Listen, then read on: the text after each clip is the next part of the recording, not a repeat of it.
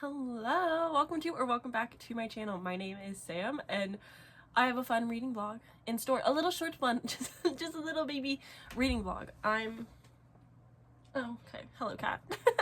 I am trying to get better at making my reading vlogs have balance, if you will. I'm trying to get a good balance of not having to force myself to read like 5+ books per vlog because they get long and that's not always the most helpful. So I will actually be doing three books in this particular vlog, and we've got a theme which you can see in the title, I'm sure. Sorry.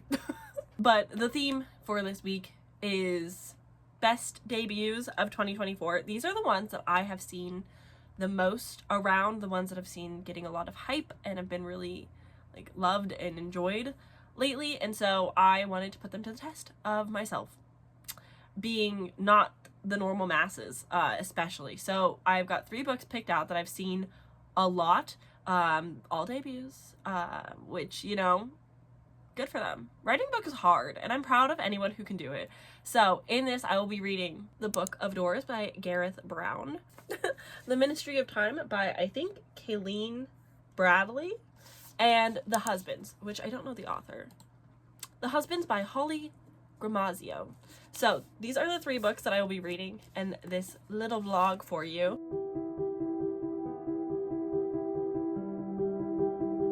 Hello, I want to quickly talk, and this will probably be pretty quick, about The Book of Doors by Gareth Brown. I am probably 25-ish%. I just got to part 2, and it's fine. It's been akin to The Midnight Library, which I gave 5 stars, The Night Circus, which I gave 5 stars, Addie LaRue, which I haven't read yet. But it's kind of leaning more to me, The Starless Sea, and that other book that I didn't like, The City of Stardust, which both of those are good books in like their craft and story and whatever, but didn't work for me, and so I'm hesitant about this one not working for me. But all I can tell you is that we were following Cassie, and Cassie works at a bookstore, at a coffee shop. She's living all of our dreams. But one day, one of her favorite customers dies in the store right in front of her. This old man, and he has a book on him. And she takes this book, and this book is The Book of Doors. It basically opens up doors to anywhere that she pictures. The first door that she opens takes her to Venice, and her friend are like, this is kind of cool and fun. Cassie is like super into it. She's like, heck yeah, this is great. Whereas her friend is like, magic usually comes with a price in books. We've never seen anything like this. Magic isn't supposed to exist in our world. It's just like stuff you read in a book. That very like magical realism feel and all. And here's the thing, I don't think it's a bad book. I think like the writing is fine. I think the narrator is really good. I really enjoy her voice. It's reminding me a bit of reading The City of Stardust, which I really was not a fan of. It just didn't work for me. I couldn't connect to anybody, and I'm feeling the same way. Like, I'm 25% in, finished the first part. We've established that there are books and there are people trying to get the books, and I just don't care. I have not found a care for Cassie or any of the other characters that I've mentioned.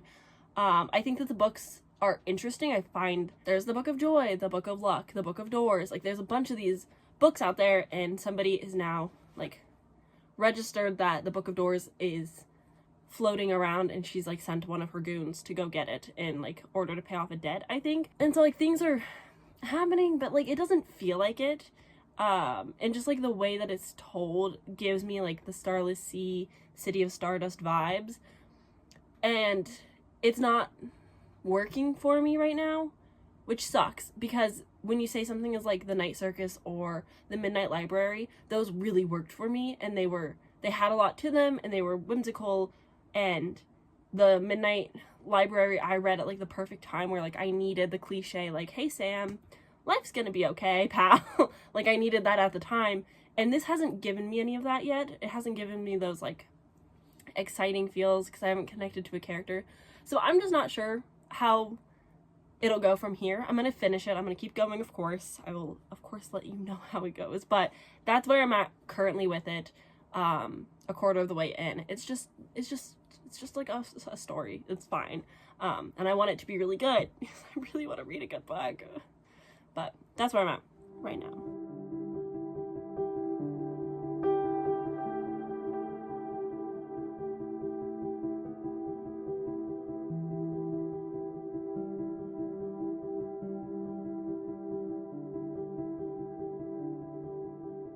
Oh my goodness. Hello. Hi. I will try to make this quick because I don't have a lot to say, but I also just spent like 2 hours chatting with my mom about a book and other things, and so here we are. I helped her set up her bookshelves. I'm so thriving. I love forcing my hobbies on people I love. Anyway, I finished today at work The Book of Doors by Gareth Brown, and overall, I recommend it pretty widely. It's good. It's got action, but it's still like a little slower pace. You're kind of getting that like, ooh, the Midnight Library, but like not quite so philosophical, not so like Pinterest board, but still kind of hits you in the heart. I cried. I didn't cry at a death. I cried at a goodbye.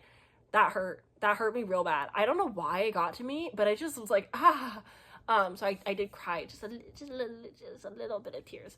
But basically, picking up from where I left you, this book is about people who know about these books with magical properties, and they do auctions and they're trying to get them. And there's this one woman, the woman, who has like the goal to have all of the books. Like, she wants all the power. She's your big bad. And you've got this group of characters kind of coming together for that purpose. And I overall enjoyed it. I don't think the writing was anything like crazy. I think that it could have been a little bit shorter for my personal liking. Overall, though, like I ended up enjoying these characters quite a lot. I ended up enjoying the story overall. I don't really have major complaints. I did rate it 3.5. It's just like, you know, an average good book. Nothing crazy about it. It's not like anything absolutely wild. I don't know. I don't have a lot of thoughts. But I did bump it up on Goodreads to a 4 because of the character of Mr. Weber. So that's all I have to say, really, is that I liked it. There was a lot of slow parts. I think the narrator did a really good job, though. I would kind of like, I was listening to it at work on like a busy deadline day. So it was nice because even though like I'd lose focus sometimes to do something, like when I came back, like I still understood what was going on just fine. This does remind me a lot of The City of Stardust, but I would prefer The Book of Doors over The City of Stardust. The City of Stardust just like really didn't work for me. Something about the writing or the narration, I'm not sure, but they're told very similar. Like, I would say these are more comp titles than the others pitched. But I know The City of Stardust is lesser known, but I also didn't like it. So it's like a weird thing to be like, here's this book I didn't like, but you might like it because of this book. So reviewing.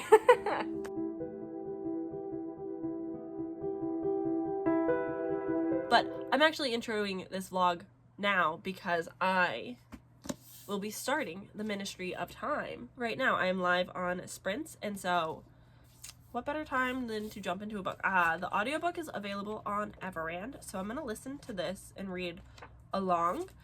I don't really know fully what this is about. I know that it's, whatchamacallit? Oh my god. It's time travel-y. This is basically like a tester program where a NASA-like unit, if not NASA, a NASA-like unit that does time travel stuff, they are going to be plucking people from previous timelines, like the 60s, the 50s, the 1800s, whatever. Plucking people that have died in those timelines and bringing them into the future. And they've got like a guide, a person that they are being watched with. And that's really all I know about this. I know that there's romance between the girl and the guy, but I've seen my friend Daphne talk about this, and she thought that the romance was actually a little bit uncomfy with the jealousy and just like overall plot of it. The romance was just a little bit weird for her, and she ended up DNFing this. I'm worried that this is going to be a bit slow, but I also know that Haley Pham read it, and I think she gave it 5 stars, and that's where I think this book really blew up, was her talking about it. And then also Emma also read this, and she really enjoyed it, and she read some quotes And I was like, yeah, those are nice quotes. So I genuinely don't know where I'm gonna fall. The back says, a boy meets a girl, the past meets the future, a finger meets a trigger, the beginning meets the end. So yeah, I don't know where I'm gonna land. I'm hoping that I'll enjoy this at least a little bit, but honestly, I don't know. So we're gonna get started on this bad boy, and hopefully it's a good time. What's so funny about this is I like another book that I'm reading for this vlog because it drops us right into the action. But this one, literally, like, second page, and they are expats from history. Sorry? We have time travel. Welcome to the ministry. Like, it literally just jumps right in so quickly, and I'm like, sorry? What? What do you mean? How do you get this job offer and not know what it's about? And why would you just, like, so comfortably and trustingly tell someone that you have time travel in the interview before you even, like, I don't know. It's already, like, a hard setup because it's obviously sci-fi. It's not meant to be real, but, like, okay. Hello. I've made a little bit of progress. Not crazy. I'm on page 77, and it's not gripping. It's not like a book that I want to pick back up and see where I left off and, like, get back into it by any means. It's very much just, like, fine. I don't think the writing is extraordinary. I don't think that the sentence structures themselves are just kind of bland and not really giving me much. We're not learning anything about our girl, whose name I still don't know. But I think that Graham Gore, who is plucked out of the 1800s, he's so sweet. He was on, like, an Arctic adventure trying to, like, solve something, find something, some type of excursion, and he died along with the rest of his crew. But he gets plucked out of this event and taken to the modern day, where he's now with this girl, and it's just, like, the two of them living together as she's, like, teaching him about the modern world, and he's taking it so incredibly well. Like, learns about Spotify and is just, like, cool about it. Walking, I want to say they're in, like, New York or something, and is just really chill about everything. Like, they're in a big city. He seems rather, like, chill with everything, and we don't know anything about this girl that is his caretaker, except for that she's white passing Asian woman, family from Cambodia, therefore, like, because her mom was considered a refugee, even though her mom doesn't consider herself that, because of that, like, they know that she'd be good for this position because she has experience with that, and I just don't know. Sure, I guess. But yeah, so basically it's just them living together day by day. The sentence, like, the writing style is very interesting because it's like, here's a snippet of their life, and then he'll ask her a question about, like, how she got her job, and then it, like, cuts to a completely different day, completely different scenario where he's learning something new. And now we're getting into the meats of, like, seeing more of the ministry and seeing more of what it is that they do, and, like, them being able to communicate with the other expats and so on and so forth.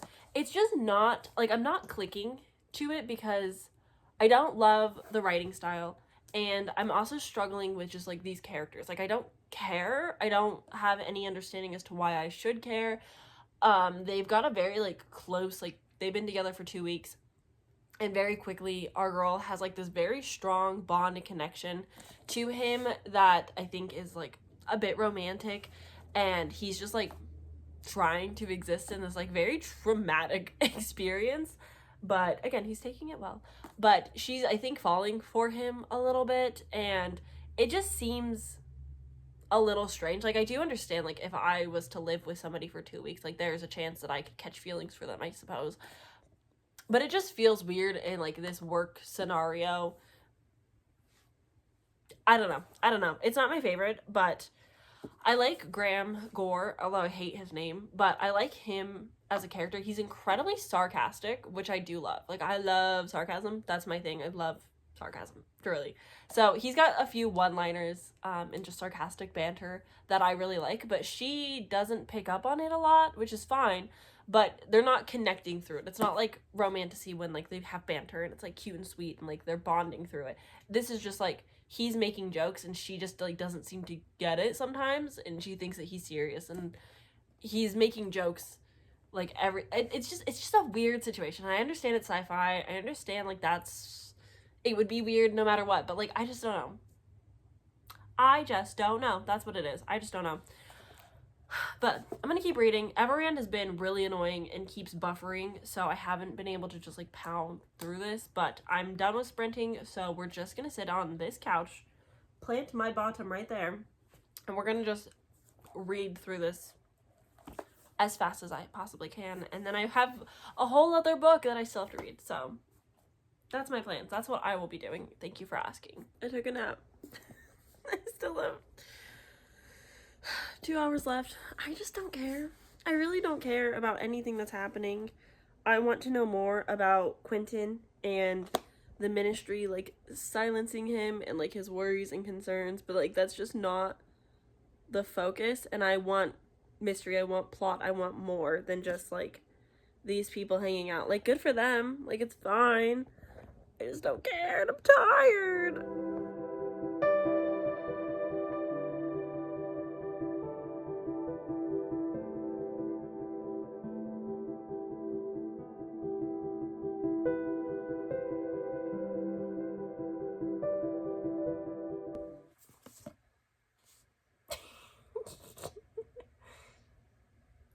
I've done it. I finished my book. I just freshly finished this. I've not really sat on my thoughts, so I'm just gonna regurgitate what I was thinking whilst I was reading it to you, basically, and give you, you know, my fresh thoughts. The second half of this is significantly stronger than the first half. This is a book where not a whole lot happens. It's very mundane. It's very day-to-day. You're seeing a lot of snippets of life. You're seeing a whole year's worth of day-to-day, and so you're missing a lot of things, but the tender moments are sweet. The characters with each other are sweet. You've got 3 of the expats that are like pretty friendly, and then the bridge, which is our main girl, whose name I still don't know. Did we learn it? I'm not sure. So those 4 characters, they have like these sweet tender moments with each other that I did appreciate, but it's not enough to carry a full story. I really didn't care about this story until about 190 pages in, which is about halfway through this book. Pacing, that just means something isn't quite right. I don't want to read so many pages for such a little payoff. The ending, I don't know how I feel. It was kind of a lot. It's definitely a time travel book, which is not a trope that I like. It's not a subgenre of sci-fi that I prefer. I just find time travel to be often annoying and characters just not having opportunities to really learn anything and like learn from their previous mistakes or anything, and it just kind of feels samey. But yeah, I didn't love the ending. I hated it for a second, and then it kind of got a little bit better. So, you know, take that how you will. But overall, I think my biggest complaint is just the writing style of this is very unique, and therefore a bit harder to get into, harder to connect with the characters. I will say, love the queer characters. Are they the best representation in a book? No, but they did bring some humor that I did appreciate. I really liked Maggie and Arthur. They were fun little characters to have. I liked Graham as a character. He, again, was like very sarcastic and witty and just like was ready with the comebacks and jokes, which I really appreciated. But our main character was just boring and had very little personality.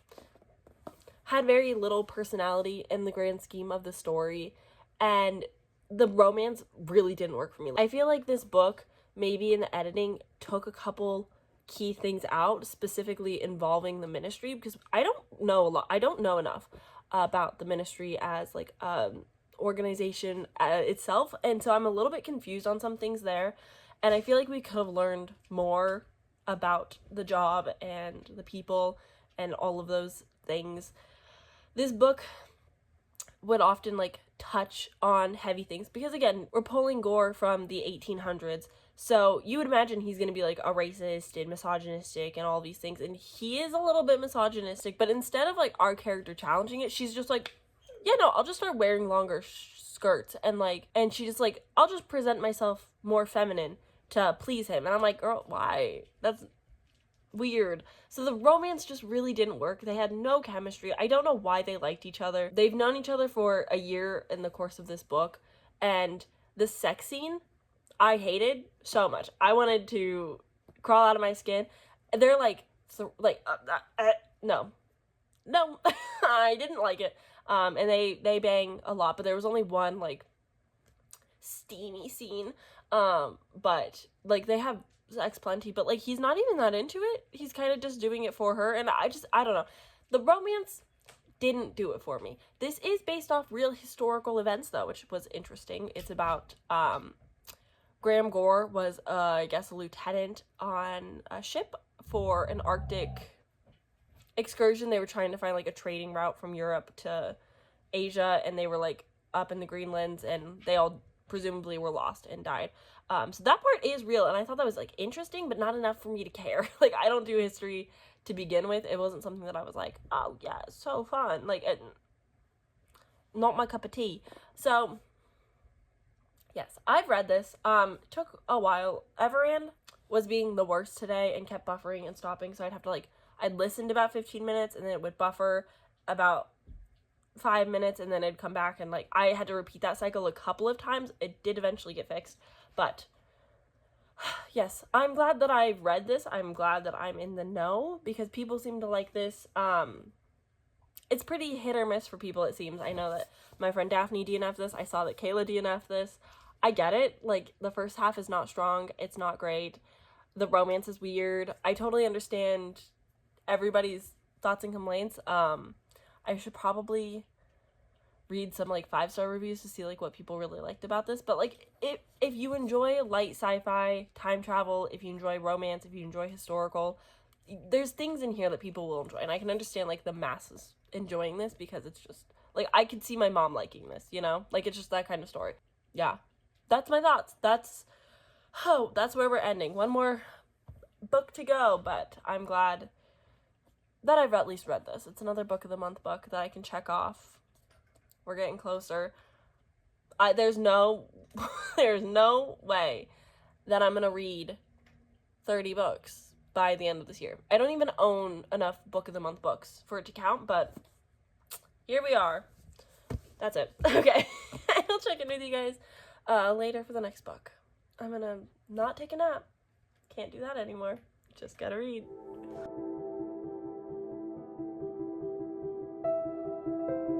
Hello. Should I make the lighting better?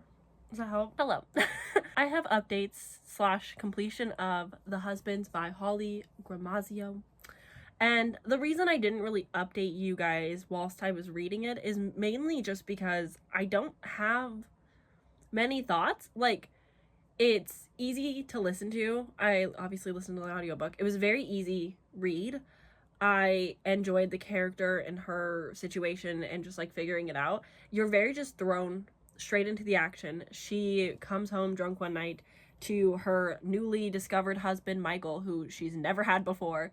And she discovers that her attic produces different husbands for her, and she's cycling through them, and she's learning about herself and her taste and what she misses from previous relationships and all of these things. And I think like it's fine. It wasn't a book that I wanted to keep picking back up, but when I picked it back up, it was easy to get into.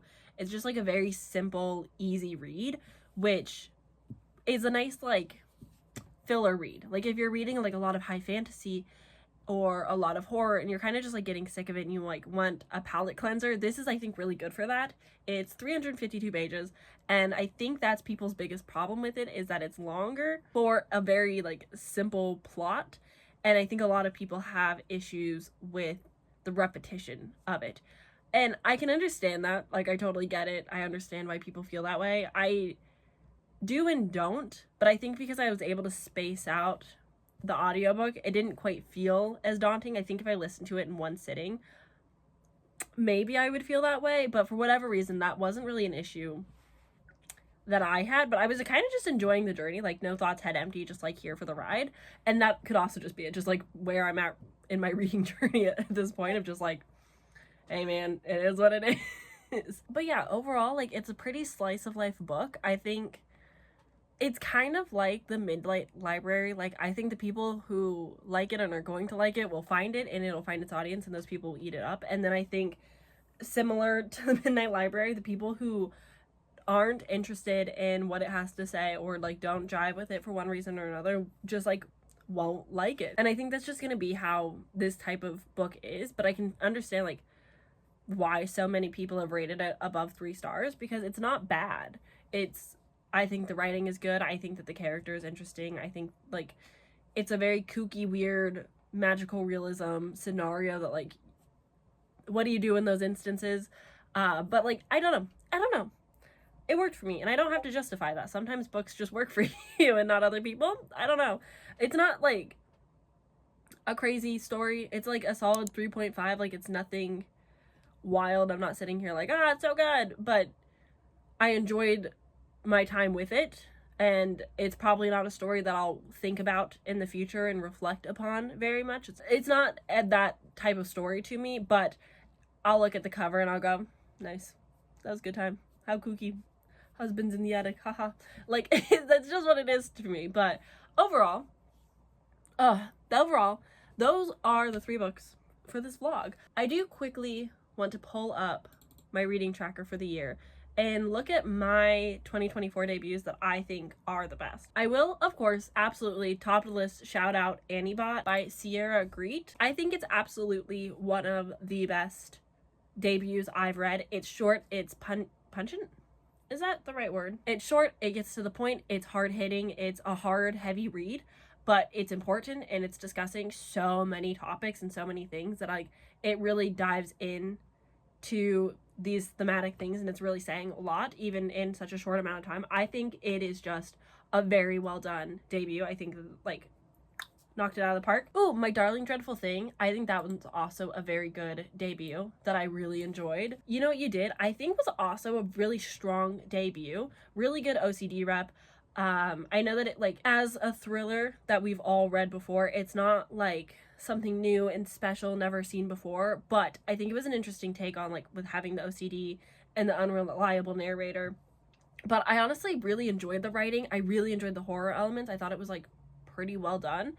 So I think those are definitely up there. I think other people could argue Night Watching by Tracy Sierra. It didn't work for me. I wanted a little bit different from the writing style and just like the making it maybe a little bit more linear. But overall, like it's not a bad debut, not a bad book. A lot of people love it. So I think people would argue that that's also in the top. So those are my top 2024 debuts so far this year that I've enjoyed. I think you might want to check out. But with all of that said and done, I'm gonna go, I'm gonna head off, I'm gonna edit this video, and I will see you guys in the next one Sunday, hopefully. Oh, pray for me. I have to write a script, and I've never written a script for a YouTube video before, and I'm procrastinating it really bad, and I'm so nervous. So wish me luck, keep me in your thoughts, and hopefully you will see a really cool video on Sunday. Hopefully. I really hope. Okay. Goodbye!